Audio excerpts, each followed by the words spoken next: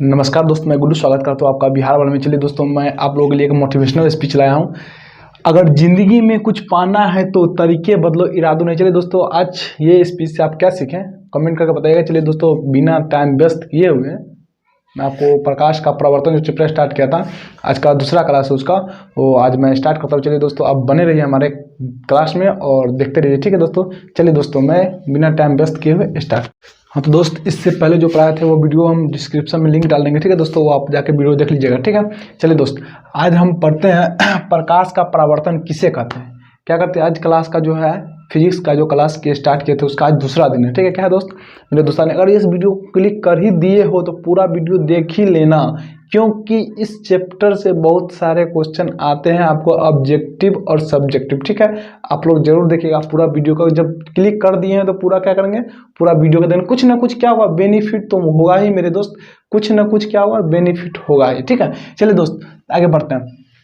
प्रकाश का परावर्तन किसे कहते हैं? जब प्रकाश की एक किरण सतह से टकराकर अपने ही माध्यम में लौट जाते तो लौटने की इस घटना को प्रकाश के परावर्तन कहते हैं। मान लीजिए प्रकाश किरण है, ठीक है, ये मान लीजिए एक सतह है, समझ गए।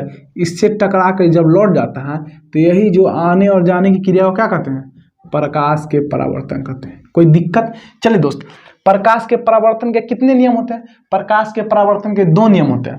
पहला, प्रकाश के परावर्तन के कितना होते हैं, दो नियम। पहले नियम के अनुसार आपतित किरण, परावर्तित किरण और आपतन बिंदु पर डाला गया तीनों एक ही तल पर होते हैं।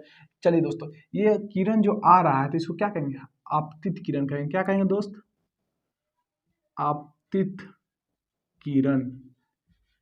किरण और यहां से टकरा के चला गया, इसको क्या कहेंगे, परावर्तित किरण। क्या कहेंगे मेरे प्यारे मित्र, परावर्तित किरण। और इसके बीच में डाला गया लंब, जो कि इसी को अभिलंब कहते हैं या आपतन बिंदु कहते हैं। यहाँ पे डाला गया लंब, इसे तीनों एक ही तल पे, देखिए दोस्तों, आपतित किरण, परावर्तित किरण और अभिलंब तीनों क्या है, एक ही तल पे हैं। इसी को क्या कहते हैं, पहला नियम कहते हैं। दूसरा नियम क्या है, दूसरे नियम के अनुसार आपतन कोण परावर्तन कोण के बराबर होता है। जैसे कि अभिलंब और आपतित किरण दोनों के बीच के बनाया गया कोण जो क्या कहते हैं, आपतन कोण कहते हैं। क्या कहते हैं दोस्त, आपतन कोण। इसे कथी से सूचित किया जाता है दोस्त, आई से, ठीक है। और अभिलंब और परावर्तित किरण के द्वारा के बीच बना गया कोण को क्या कहते हैं, आपतन कोण और परावर्तन कोण। इसको क्या कहते हैं दोस्त, परावर्तन कोण।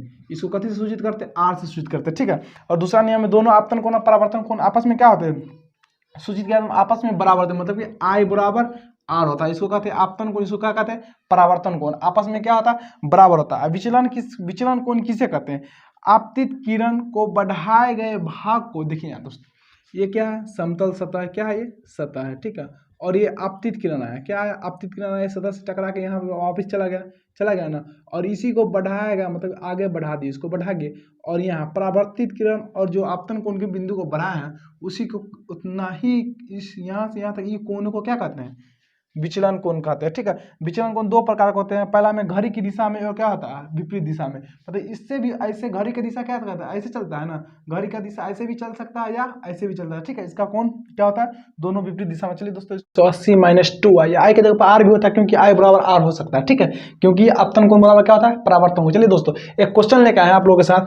आपतन कोण 45 डिग्री है तो विचलन कोण का मान कितना होगा। आपतन कोण कितना है, 45 डिग्री है, तो विचलन कोण का मान क्या होगा, फटाफट चलिए यहाँ बताते हैं। चलिए, विचलन कोण का फॉर्मूला क्या होता है, विचलन कोण पूछ रहा है, क्या गया, विचलन कोण पूछ रहा है, ठीक है। तब विचलन कोण को हम कथी से सूचित करते हैं, पहले फटाफट लिखेंगे क्या, डेल से, ठीक है। इसको क्या कहते हैं दोस्त, डेल कहते हैं। इसका फॉर्मूला क्या होता है, 180 - 2i, ठीक है। अच्छा देखिए दोस्त, आपतन कोण को हम लोग आई से सूचित करते हैं, तो यहाँ लिख देंगे आपतन कोण। क्या लिखेंगे दोस्त, आपतन कोण। आपतन कोण के कथी सूचित करते हैं, आई बराबर कितना दिया, 45 डिग्री दिया है, 45 डिग्री, ठीक है। तो विचलन को निकालना है, तो क्या है दोस्त मेरे प्यारे मित्र, 180 - 2 गुने आई के जगह पर कितना रख देंगे, 45 डिग्री, ठीक है। तो कितना हो जाएगा, 180 डिग्री माइनस 90 डिग्री हो जाएगा, दोनों घट जाएगा, कितना जाएगा मेरे प्यारे मित्र, बताइए तो, 90 डिग्री। यही आपका आंसर रहा, क्या रहा दोस्त, यही आंसर है। चलिए दोस्तों, इसको नोट कीजिए, एक क्वेश्चन आप लोग को होमवर्क रहेगा। परावर्तन कोण क्या कहते हैं, 50 डिग्री है तो विचलन कोण का मान निकाले। क्या निकाले, विचलन कोण का मान निकाले। मेरे प्यारे मित्र, ये रहा आप लोग HW में, पूरा कमेंट में पूरा भर जाना चाहिए। ठीक है दोस्तों, इसका आंसर क्या होना चाहिए, पूरा कमेंट में भरना चाहिए। फटाफट इसको देखिए और इसको बनाइए और कमेंट कीजिए। ठीक है, फटाफट कमेंट कीजिए तो आप लोग फटाफट। मेरे प्यारे मित्र, जितना भी क्वेश्चन कर रहा है जब बहुत सब क्या है MVV है क्वेश्चन, बहुत ही सब इंपॉर्टेंट है। चलिए दोस्तों आगे की ओर बढ़ते हैं। प्रतिबिंब किसे करते हैं, किसी प्रकाश स्रोत से आ रही प्रकाश की किरणें, मान लीजिए कोई स्रोत आ रहा है, प्रकाश की किरणें आ रहा है, ठीक है, परावर्तन या अपवर्तन होगा, कुछ ना कुछ होगा, के बाद जिस बिंदु पर मिलती है, मान लीजिए कोई प्रकाश आ रहा है, ठीक है, हम यहाँ पे खड़ा है, मान लीजिए इधर से कोई प्रकाश आ रहा है, यहाँ पे मिला और टकराने के बाद जो प्रतीत होता है ना, उसी बिंदु को क्या कहते हैं, वस्तु की प्रतिबिंब कहते हैं। मान लीजिए क्या है, ये प्रकाश किरण आ रहा, अपवर्तन या अपवर्तन, जो टकरा यहाँ पे आता है ना, उसी को क्या कहते हैं, प्रतिबिंब कहते हैं। यहाँ पे जो टकरा का जो बनेगा ये प्रतिबिंब, वही को क्या कहते हैं, प्रतिबिंब कहते हैं। ठीक है, उसी को प्रतिबिंब। यह दो प्रकार का होते हैं, वास्तविक प्रतिबिंब और काल्पनिक प्रतिबिंब। ठीक है, वास्तविक प्रतिबिंब किसी प्रकाश स्रोत से आ रहे प्रकाश की किरणें परावर्तन या अपवर्तन के बाद जिस बिंदु पर मिलती है, उस बिंदु को वस्तु का प्रतिबिंब कहते हैं। मान लीजिए प्रकाश की किरणें आ रहा है, अपवर्तन या परावर्तन होगा, जो टकरा का जो वस्तु का प्रतिबिंब बनेगा, उसी को क्या कहते हैं, वास्तविक प्रतिबिंब का। ठीक है, चलिए काल्पनिक प्रतिबिंब आते हैं। जब किसी प्रकाश स्रोत से आ रही प्रकाश की किरणें परावर्तन या अपवर्तन के बाद जिस बिंदु पर मिलती है, प्रतीत होती है, उस बिंदु को इस वस्तु का काल्पनिक प्रतिबिंब कहते हैं। दोस्तों इसमें एक खासियत है, इसे पर्दे पर नहीं उतारा जा सकता, और इसे क्या होता है, पर्दे पर उतारा जा सकता है। मतलब कि हम लोग जो फिल्म देखते हैं, मूवी देखते हैं, वो सब क्या होता है, वास्तविक प्रतिबिंब होता है। ठीक है, जो हम लोग रियल लाइफ में करते हैं उसको क्या कहते हैं, काल्पनिक प्रतिबिंब। हम लोग पर्दे पर उसको काल्पनिक प्रतिबिंब को नहीं उतार सकते, और वास्तविक प्रतिबिंब क्या कहते हैं, पर्दे पर उतारा जा सकता है। ठीक है दोस्तों, चलिए इसका दोनों का अंतर अब बताते हैं इसको।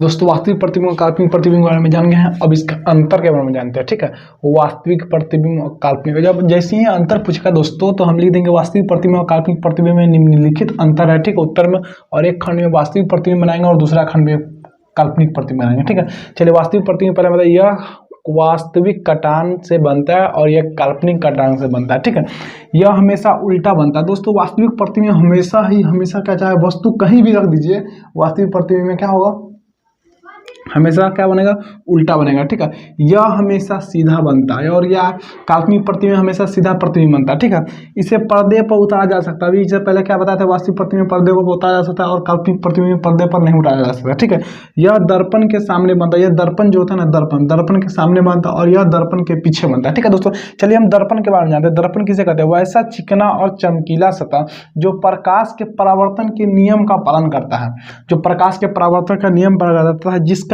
एक भाग आवश्यक ही रंगा हो। जैसे कि मान लीजिए आईना का देखिएगा, पीछे वाला भाग, जो आईना को खोल के देखिएगा ना, पीछे वाला भाग एकदम रंगा हुआ रहता है और आगे वाला भाग एकदम चमकीला आता है, दर्पण का। तो वही क्या कहलाता है, दर्पण कहलाता है। दर्पण मुख्यतः तीन प्रकार का होता है। कौन कौन, एक होता है समतल दर्पण, एक होता है गोलीय दर्पण, एक होता है परवलय दर्पण। चलिए दोस्तों, हम समतल दर्पण, गोलीय दर्पण, परवलय दर्पण किसे कहते हैं हम कल जानेंगे। ठीक है दोस्तों, बस नमस्कार दोस्तों, बस आज का क्लास इतना ही इन करते हैं, और बस आप एक क्लास और बचा हुआ है, इसका एक क्लास के बाद पूरा प्रकाश का परावर्तन खत्म हो गया। दोस्तों आप हमारे वीडियो पर बने रहिए और चैनल को सब्सक्राइब कीजिए और शेयर कीजिए, ताकि दोस्तों के साथ शेयर कीजिए, ताकि आपके साथ साथ वो भी हमारे वीडियो को देखें और वो एग्जाम में बहुत ही बेनिफिट पाए। चलिए दोस्तों नमस्कार, जय हिंद, फिर मिलते हैं अगली क्लास में।